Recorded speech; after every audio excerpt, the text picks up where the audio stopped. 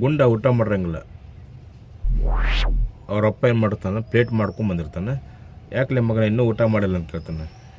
ಇಲ್ಲ ಇನ್ನೂ ಅಡ್ವರ್ಟೈಸ್ಮೆಂಟಾಗಿ ಬಂದಿಲ್ಲ ಅಂತ ಕೇಳ್ತಾನೆ. ಯಾವ ಅಡ್ವರ್ಟೈಸ್ಮೆಂಟ್ಲಿ ಅಂತ ಅವರಪ್ಪ ಅಂತಾನೆ.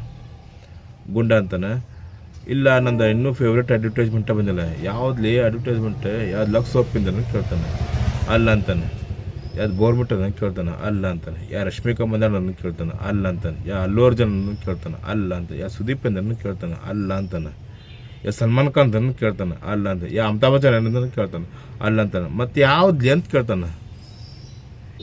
ಇನ್ನೂ ಅಕ್ಷಯ್ ಕುಮಾರ್ದೆ ಅಡ್ವರ್ಟೈಸ್ಮೆಂಟೇ ಬಂದಿಲ್ಲ ಅಂತ ಕೇಳ್ತಾನೆ. ಯಾವ್ದು ಅಂತ ಕೇಳ್ತಾನೆ. ಡೊಮ್ಯಾಕ್ಸ್ ಅಡ್ವರ್ಟೈಸ್ಮೆಂಟೇ.